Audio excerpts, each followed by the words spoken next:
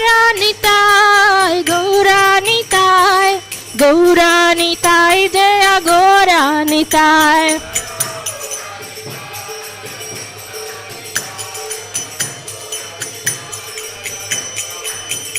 Nitai Gaura Hari Bol, Hari Bol, Hari Bol, Nitai Gaura Hari Bol.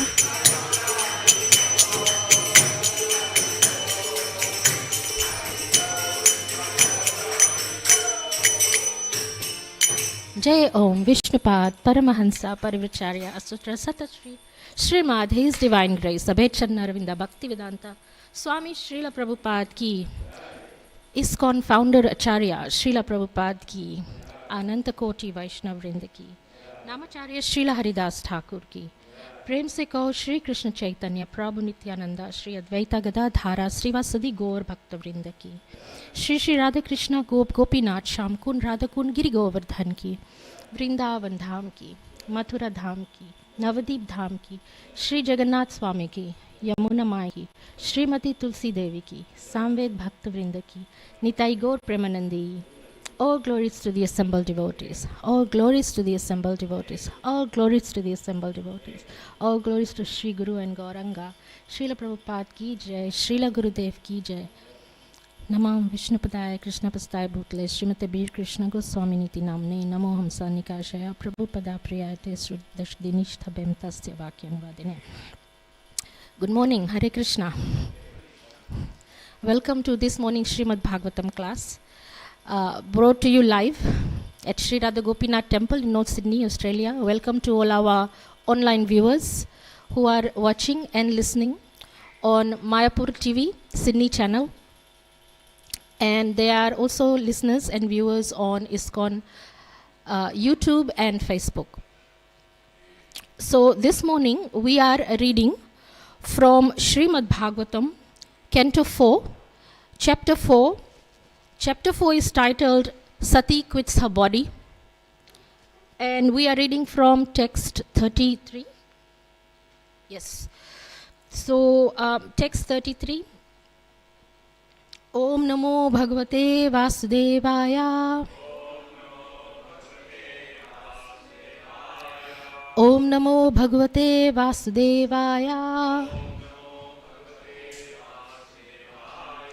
Om Namo Bhagavate Vasudevaya. Narayanam Namaskrityam Naram Chaiva Narottamam Devam Saraswatim Vyasam Tato Jayamudire Nasta Prayashu Bedreshu Nityam Bhagavata Sevaya Bhagavati Uttama Shloke Bhaktir Bhavati Naishtaki Krishnaya Vasudevaya Devaki Nandanaya Cha Nandagopa Kumaraya Govindaya Namo Namaha.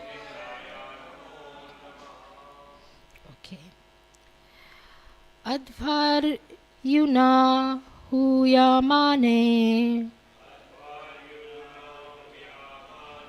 Deva utpetur ojasha Bhavo nama tapasha Somam prapta sahasrashaha Advaryuna huyamane Deva utpetur ojasha Bhavo nama tapasya Somam praptaha sahasrashaha Advaryuna huyamane Deva utpetur ojasha Bhavo nama tapasa सोमं प्राप्तः सहस्रशः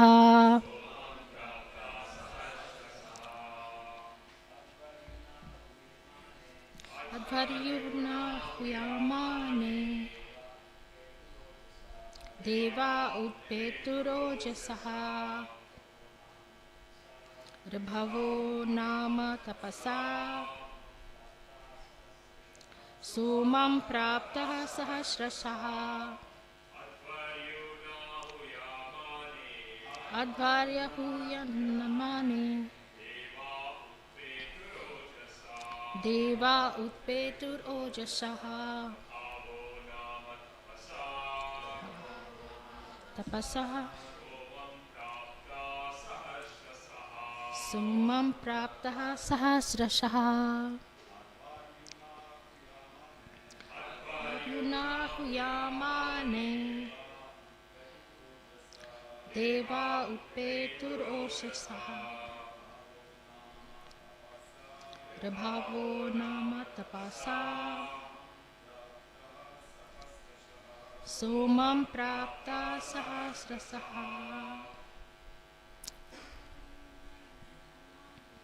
अध्वर्युना हुयामाने देवा उत्पेतुरोजसः ऋभवो नाम तपसा सोमं प्राप्ता सहस्रशः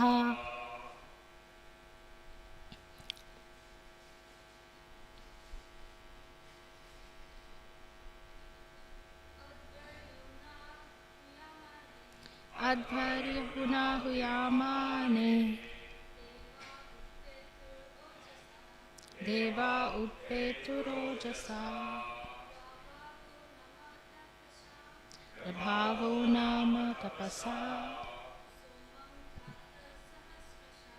सोमं प्राप्ता सहस्रशः. Okay, thank you. So, Advaryuna by the priest, Bhrigu,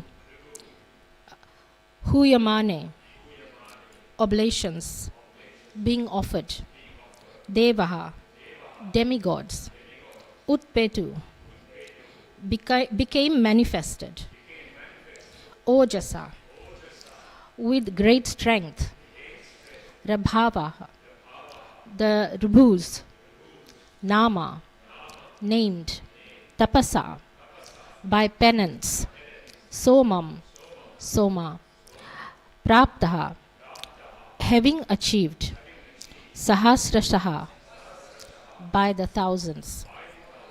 Okay, so we've got the translation of the shlok that we just recited and the purport.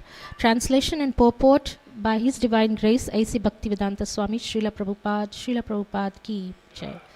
So if we can repeat after me.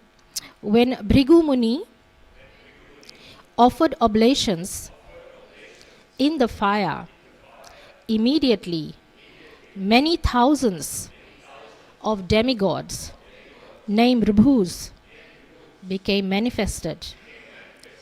All of them were powerful, having achieved strength from Soma, the moon. Purport: it is stated here that many thousands of demigods named Rubhus became manifested because of the oblations offered in the fire and the chanting of the hymns from the Yajurveda.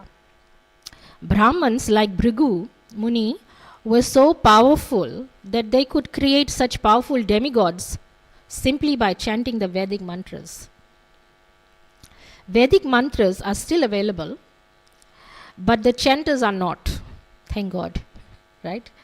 We don't want Rubhus to be harassing us. We have enough Rubhus as it is in Kali Yuga. By chanting the Vedic mantras or chanting the Gayatri or Rig mantra, one can attain the result one desires. That's possible. In the present age of Kali, it is recommended by Lord Chaitanya that simply by chanting Hare Krishna, one can attain all perfection. So this is a fantastic shlok to look at this morning.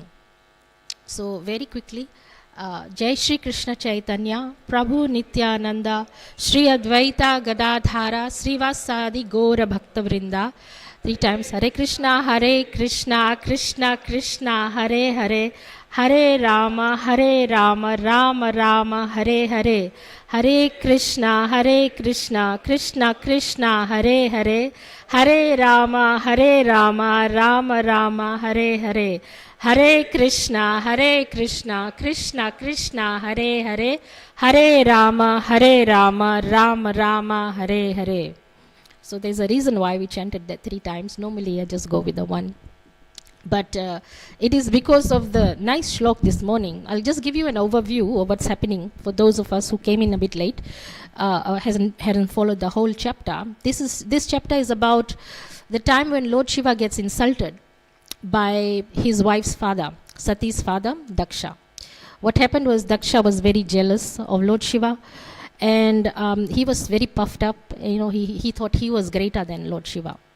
So he decided to humiliate and insult Lord Shiva by not inviting him to the yagna in his house. And his daughter, being his daughter, actually it is in the Vedas, in the Vedic scriptures, we can go to our parents' house without being invited. That's one, and another one is the Guru, and we can go to the temple without being invited. We can also go to the Guru without being invited. But it's best to be invited.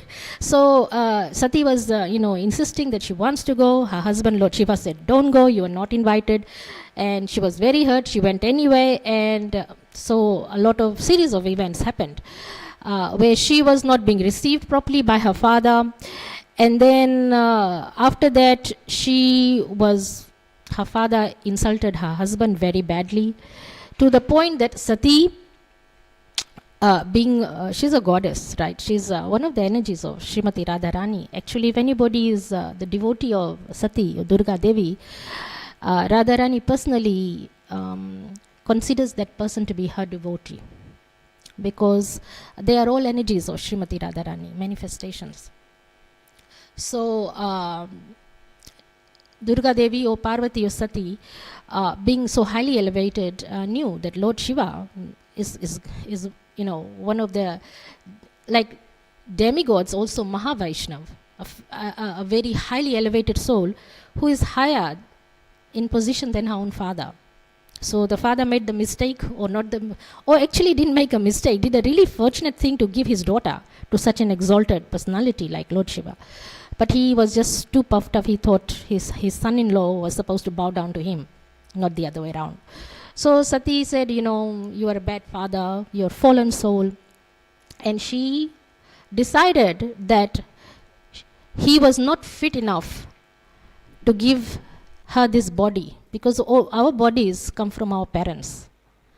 And she felt a lot of regret that her body was being given by a fallen soul like her father, Daksh. And so she decided there and then to leave her body. So she jumped in the fire. She quits her body. She said, instead of living in this contaminated body given by such a fallen soul like you, dear father, I'd rather give it up. So once she did that, of course, Lord Shiva's, he has a whole troop of devotees and disciples and well-wishers. Amongst them are ghosts and goblins as well. So they also were there, and they accompanied Parvati Devi, Sati, and they couldn't stand this, so they decided, let's kill Daksha. So that's what they were going to do in her protection, because the protectors are meant to protect the queen. If they can't, then they failed, and so they either kill the other person who has done this deed. If they can't, they give up their bodies. So because these associates of Lord Shiva wanted to kill Daksha, Bhrigu Muni, who happens to be a very highly elevated soul, a great sage of the heavenly planets, decided to protect Daksha from being killed by Lord Shiva's devotees. And so he quickly chanted the mantra. And these mantras you find in the Yajurveda according to this purport. I didn't know that. So The Yajurveda is actually available. So you might go through it and see which way you can find the mantra which can produce all these demons, thousands of demons, called Rubhus, and they got manifested. So Bhrigu Muni was able to manifest these thousands of Rakshasas to stop, or demigods, to stop Lord Shiva's disciples, devotees, to kill Daksha. So there was a big fight. So that's the whole story in a nutshell. So right now we are at that post where, at the platform where we are thinking, well, what's going to happen next? So please keep tuned in for the next over weeks what's going to happen. But for the moment, for this, the purpose of this, because the reason, I'll come back to the reason why we chanted the Hare Krishna 3 times, is firstly, it says in the purport that those kind of chanters who said chant these mantras are no longer available in Kali Yuga. They're no longer available. Why? Because this is Kali Yuga, and back in those days, the chanters were able to not just produce demigods or demons just by the mantras, they were able to produce anything. They were just like desire trees, can fulfill the desires of anyone, including themselves. So they could produce anything, but in Kali Yuga we don't have such qualified souls. We are quite contaminated.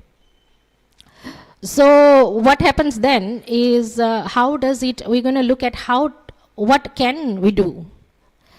In those days, there were students like, yourself and me, we're sitting down in a gathering in those days, in that age, and some mantra or some information was released by the speaker, and they could record it just like this in their minds, and they didn't have to recite it over and over again to learn something. The shlokas, they would just register straight away. It was just like a computer, database, their minds. They didn't need a computer.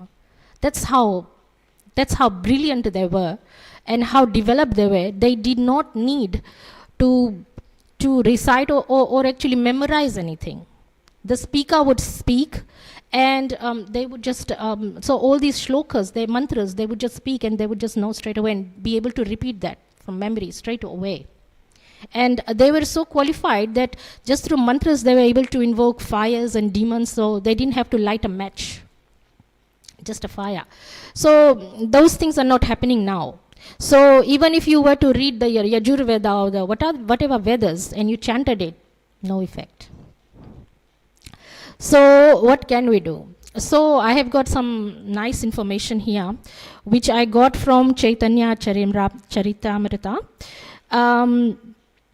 That firstly, and I want to give you the quotation, so then you might be able to note it down where we got it from.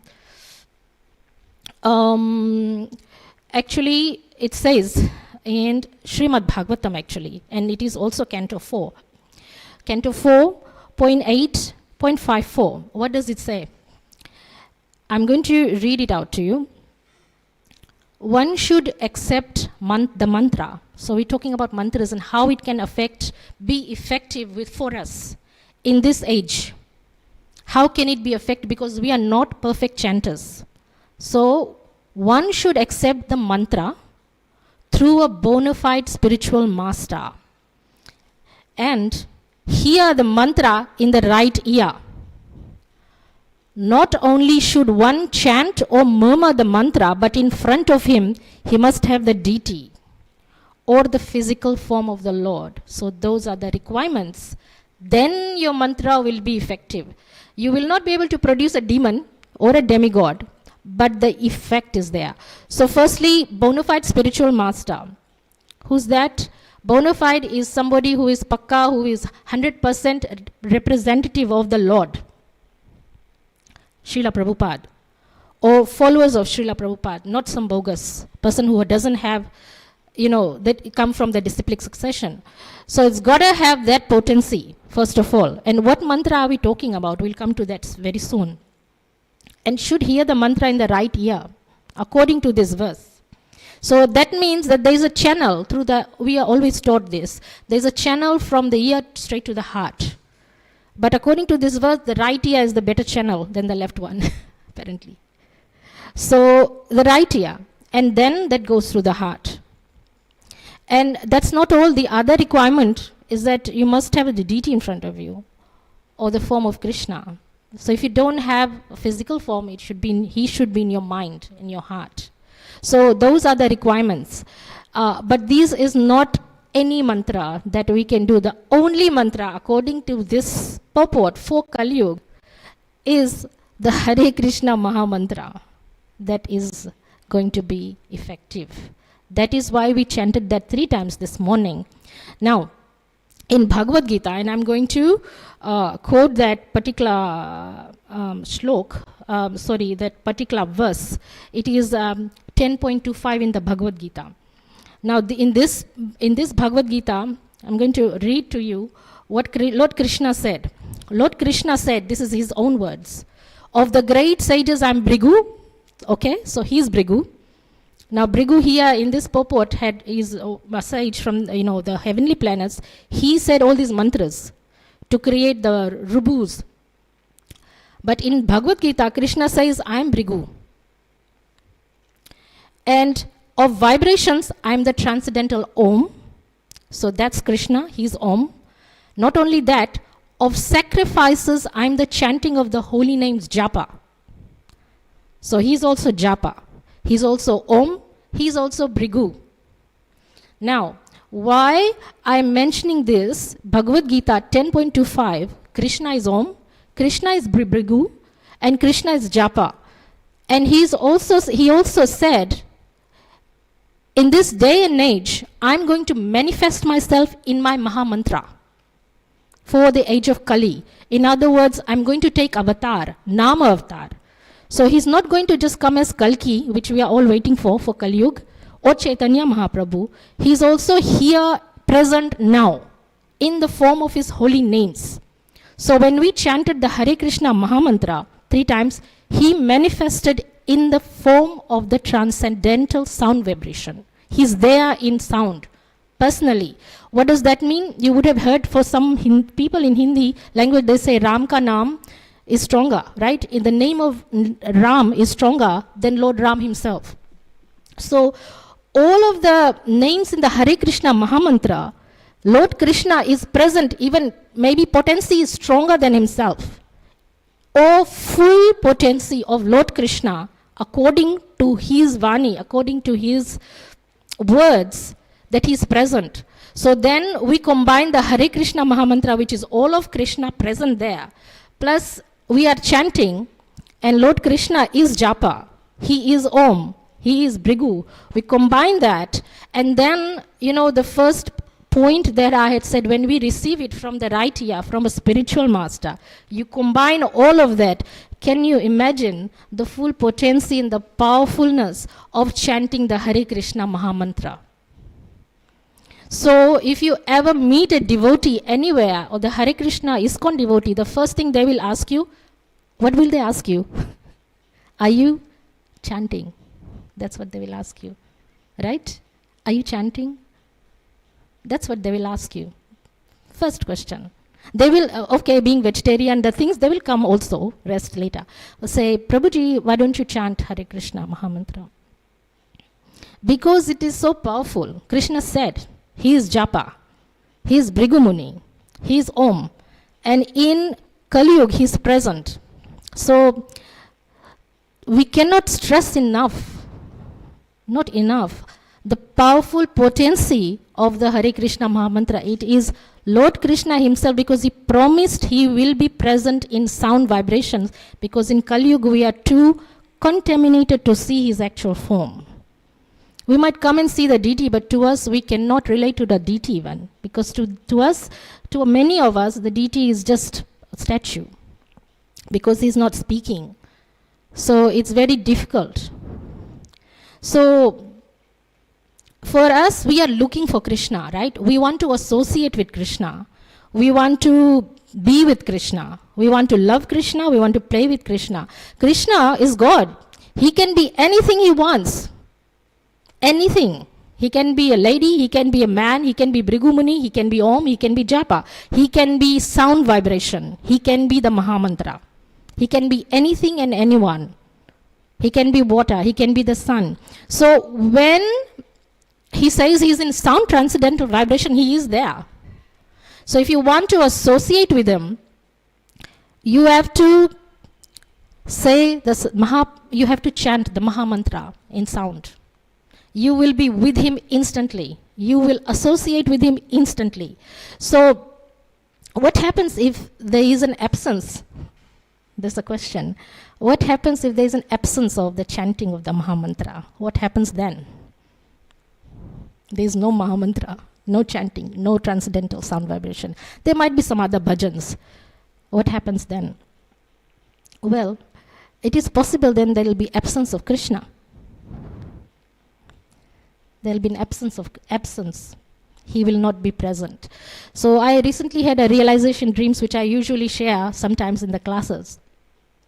I was in anxiety because we were chanting the Hare Krishna Maha Mantra till 9 p.m., 9:30 p.m. here in the temple every Tuesday. And due to some external forces outside, nothing to do with anybody here, it was stopped. And then now the time has reduced to 8 p.m. So our chanting, our manifestation of the sound vibrations kind of reduced. So I was in anxiety. And I prayed to Lord Chaitanya Mahaprabhu, because we stand for that sound vibration, we stand for Maha Mantra. That's what Hare Krishnas are all about, but that is what Kali Yuga is all about. It is, the Maha Mantra has a potency to turn demons into devotees. It is so powerful.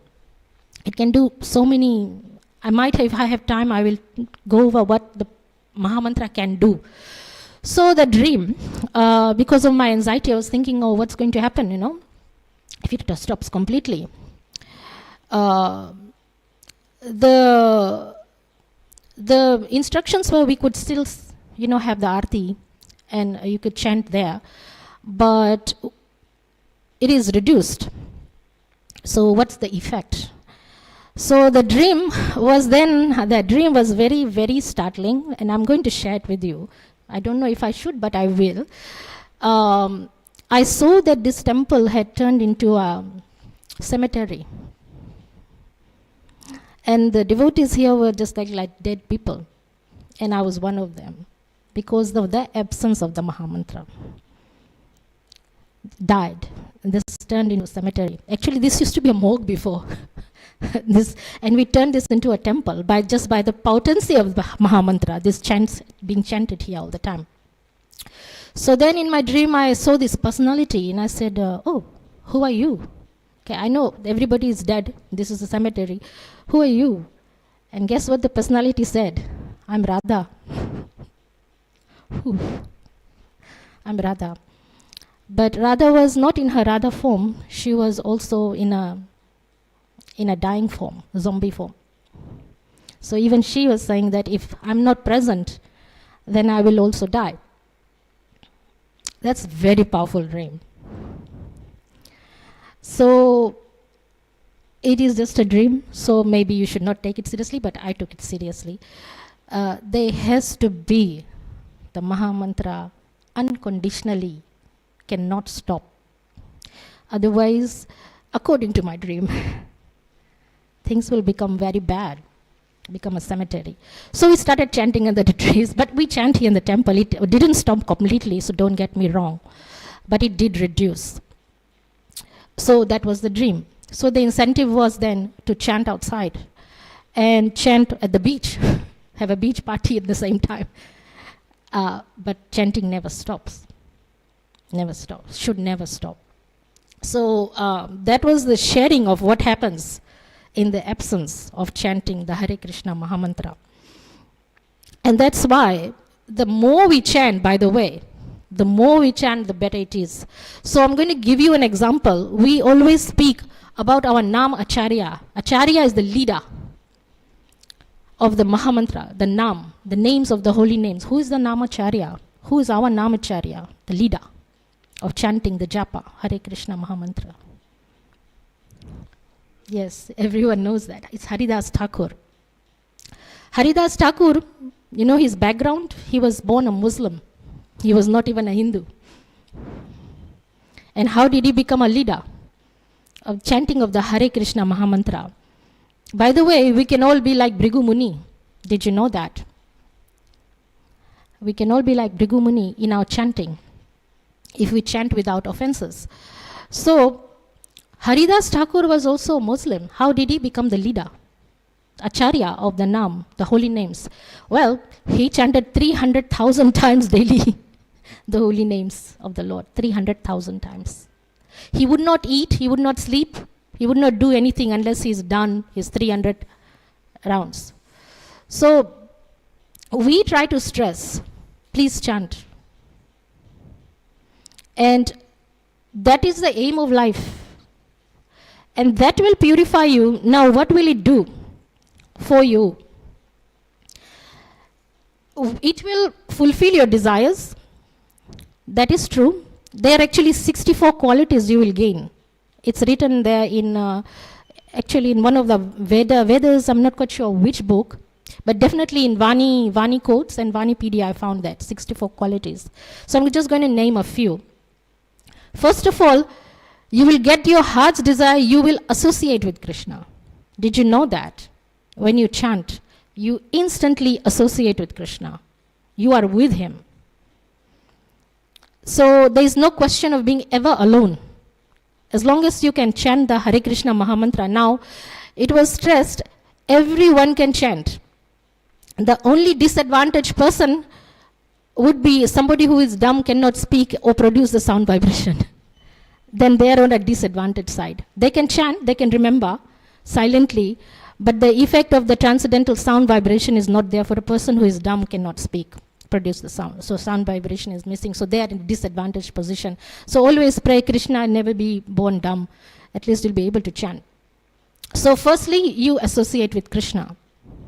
Secondly, because you associate with Krishna, he's in your heart. For example, for a mother, who is in her heart? Her child. For a devotee, who is in their heart? Is Krishna. So, Krishna starts residing in your heart. And thirdly, once somebody resides in your heart, what happens? You love them. As soon as somebody enters your heart, you start loving them. So then you develop love for Krishna. Now, we always say, chant the Hare Krishna Mahamantra and you will love Krishna. You will realize your love for Krishna. It is true. That's how it will happen. Because once you chant from your ear to your heart, he resides in your heart. As soon as he goes there, you start loving him. Automatically, you will realize that you love him. So that's the third effect. Now, Krishna is sold or purchased with love only. You cannot get Krishna to do anything without love. You can't bribe him, you can't frighten him, you can't threaten him, you can't blackmail him.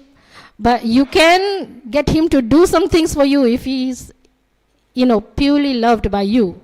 Because he reciprocates the love. So, gopis used to make him dance for just a handful of butter or, yogurt. They say, Krishna, if you want our butter, you dance for us.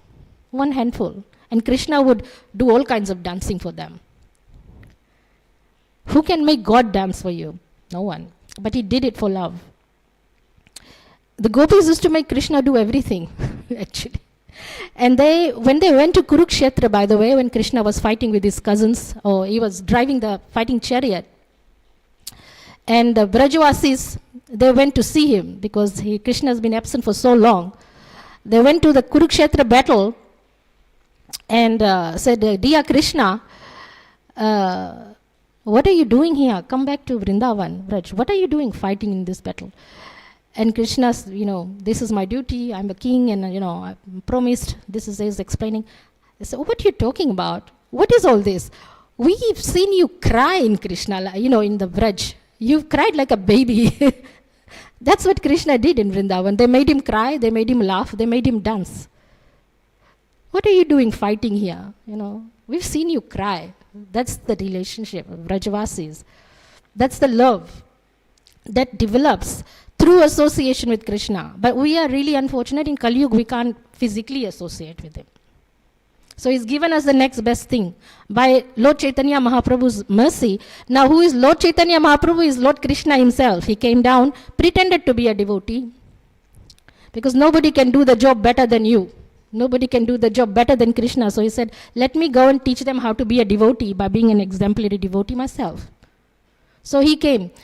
Now, he also gave us speaking of mantras, by the way, he gave us another very priceless mantra to go with the Hare Krishna Mahamantra.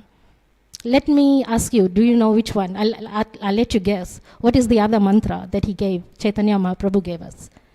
Along with the Hare Krishna Mahamantra, he gave us one more. We say it all the time. Panchatattva mantra. And that's why when I chant, I keep the photo of Panchatattva there. It's so connected. Panchatattva, Jai Shri Krishna Chaitanya, Prabhu Nityananda, Shri Advaita Gadadhara, Srivasadi Gaur Bhaktavrinda. Now let me read what that means. And I'll read from our Shastras, if I can find it. Let's see, this is that one. So this one is in Chaitanya Charimrita, Madhya Lila, and you can read this at your own leisure. I'll give you the reference. Chaitanya Charimrita Madhya Lila 17.51. So I will read the translation. Although Sri Chaitanya Mahaprabhu is not physically present now, simply by chanting his holy name, Shri Krishna Chaitanya Prabhu Nityananda Shri Advaita Gadadhara Srivasadi Gaur Bhaktavrinda, people throughout the world are becoming devotees. This is due to the ecstatic chanting of the holy name of the Lord. It is said that a pure devotee can see the Lord at every moment, and because of this he is empowered by the Lord. So this particular Mahamantra, the Panchatattva mantra, is Lord Chaitanya's mercy. So when we chant that, he manifests. He's there also. So just imagine, you chant the Mahamantra and then you chant the Panchatattva mantra. Just imagine the potency. Now we take it all for granted because we are Hare Krishna devotees, we do it daily. We don't really register it, realize that fully. That's why we have the Panchatattva. Both combined has immense power, immense. And instantly, and now I'll give you another secret formula to the chanting, which my Guru Maharaj very kindly said, it spoke in one of his classes, another secret. He said, if you want to fast track, the fast track effect of chanting, first we do the japa, right, on our beads. We produce the sound vibration. Faster than that is through kirtan. It is more fast. It's faster. The effect of that, the kirtan, the effect of the kirtan of the Mahamantra is even faster. Goes through the channel to the head. And those people who realize this, they sing. They do kirtan of the Mahamantra and accompanied by the Panchatattva mantra. And it is non-stop. And through that, the whole world can become devotees. And that is the power. Now, we don't need to tell you, but once we chant that, Krishna becomes present. It can solve just about any problem in the world. It can produce miracles. Miracles just by the Mahamantra itself.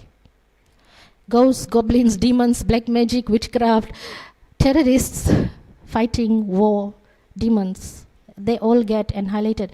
And if they don't, devotees are protected. Pure chanters, if we chant without offenses. The more we chant, the more we will chant without offenses. In the beginning, there's 3 stages, right, of chanting. In the beginning, we chant with offenses because we are learning. Then we chant with less offenses, namavas. We start getting purified. Then we become transcendental chanters, like pure devotees. 3 stages. So you have to decide where you are. So in the beginning, you are a neophyte, you are chanting. You are chanting with offenses, that's fine because that's the first stage. But chant more and more and more, you will get to the next stage, where you will chant without offenses. Once you chant without offenses, then Krishna becomes manifest in your heart purely because he starts living there.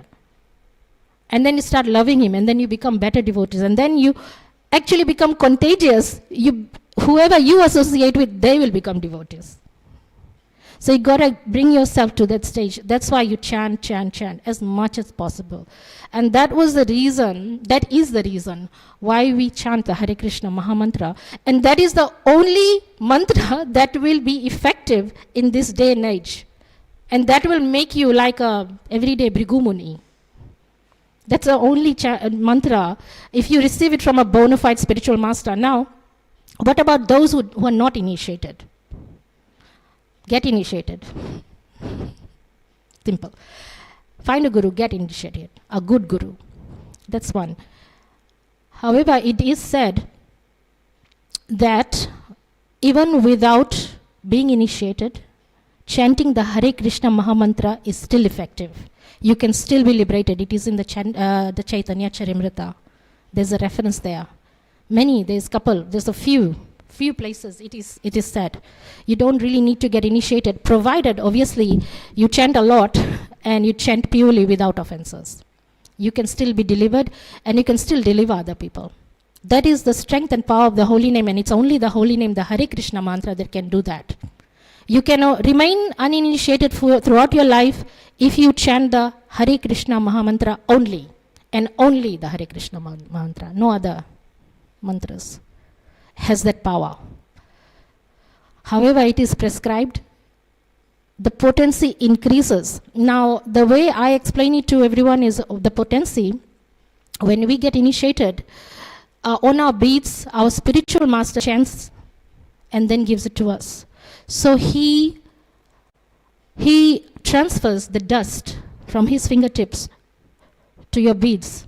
And when you chant with the full potency of your spiritual master. And he chants with the full potency of his spiritual master, because he's got the dust finger straight from Srila Prabhupada. At the moment we have second generation from Prabhupada, the next generation on. So I'll take my spiritual master as an example. His Holiness Bir Krishna Maharaj, he is initiated by Srila Prabhupada, first and second both. So his potency for chanting comes from Srila Prabhupada directly. So when I chant on the beads he gave me, I have direct potency of my spiritual master and his spiritual master, Srila Prabhupada. And his spiritual master, Bhaktisiddhanta Saraswati Thakur, and his spiritual master going all the way back to Brahma. It's been passed down. So the potency you acquire is not just from your spiritual master, but all the way up. All the way to Narad Muni, Chaitanya Mahaprabhu, Lord Brahma. So the strength and the potency of the Mahamantra is so powerful compared to someone who is not initiated. And still chanting the Mahamantra, still can deliver themselves, still can liberate. However, there's a difference, because the power potency is transferred. So my advice, if you are not initiated, get initiated. And that will conclude the class for today. If there are any questions or comments, I can take them now. Yes, Prabhu. Yes, please. We have a comment. It's a very good one. Usually Prabhu gives good comments. Okay, so this comment is from Chittahari Prabhu. During the afternoon Aarti, devotees chanted into the microphone a mantra in praise of Sita Ram, Raghupati Raghav Raja Ram, Padita Pavan Sita Ram. They also chanted other mantras. Srila Prabhupada sent me down to tell them to stop. He wants him to chant only the Hare Krishna Mahamantra, since it already has the name of Lord Ram in it. Correct? Prabhupada said there is no need for other mantras. And this is from the Transcendental Diary of Hari Sori Prabhu, Volume 1, dated on 4th of the 9th, 1976. Thank you. Oh, it's below that as well. So, in Maipur, I often came under the windows where Srila Prabhupada lived and chanted the japa loudly, so that he could pay attention to me. He was very kind to me, and hearing loud japa under the window, asked, "Who is there?" I happily answered, "It's me, Srila Prabhupada." And he called me to him, "Guru Das, come here." Once he took me out to the balcony and pointing to the field, he said, "The peasants are praying to Krishna to send them rain in order to get a good harvest." After these words, Srila Prabhupada raised his hand up and said, "And Krishna sends rain to them." After these words, Srila Prabhupada lowered his hands, pointing to the field, and at that moment, together with Srila Prabhupada's hand, oh, this is a good one, lightning flashed from the sky and struck the ground, and after that, immediately it began to rain. And Srila Prabhupada simply went to his room. Potentia Srila Prabhupada. So imagine if you get initiated by his disciple and start chanting. Thank you, Prabhuji. That's a really good story. Actually, this rain story brings me to another story. This really happened. So I can relate my experience along with this, and it's a rain pastime. I was still a very new devotee. It was 2007 sometime. So I've been here for a very long time, it looks like. And we visited a country, Fiji, with some devotees, and it was the second island. It's known as Vanuatu, and some people call it Lambasa. It was experiencing drought. No rain for a long time. And they are farmers over there. We have the sugarcane fields, and so they were suffering. The children were suffering, and their farms' vegetation was suffering. Water was very scarce. They were experiencing drought. And they told the ISKCON devotees, chant and pray for us so we can have drought.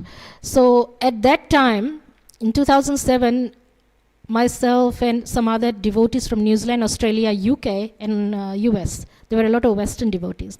We were together in a group. We were accompanying our Guru Maharaj, Bir Krishna Maharaj, to go there. So we all went in the same plane. So it was an exciting trip because we were traveling in the same plane as our Guru Maharaj, which we don't get that opportunity. And the Lambasa or the Vanuatu airport is not like your usual international airports. You have to step down from the stairs of the plane onto the ground. And you have to walk on the tarmac. Then you go into the airport building. So you have to walk a bit. So when our plane landed, the devotees, we stepped out along with the spiritual master in saffron. As soon as his foot touched the tarmac, I swear it's true story, as soon as his foot touched the ground, it started raining. And it rained and rained and rained until they experienced a flood. So my trip to that island was not very good one that time because everywhere we went, the tires got struck or, there's mud everywhere. And the roads, it was like a swimming pool sometimes, like a river. There was so much rain. But that happened on the exact time that somebody like him stepped on the tarmac. I know, sorry if it sounds like I'm glorifying my spiritual master, but I'm just explaining my experience. There's somebody who is related to Srila Prabhupada. In this story, Prabhupada just pointed to the sky because the peasants, the farmers, they were praying for rain. And there was lightning flash, rained. His disciple had the same effect, just stepped on the tarmac. It rained and it flooded. So much so that, I stayed hungry. I couldn't eat because there's so much mud. I just didn't have the appetite to eat. So that's a very good story. Thank you, Prabhu, for sharing that. Thank you for listening. Grantraj Srimad Bhagavatam Puran ki jai. Srila Prabhupada ki jai.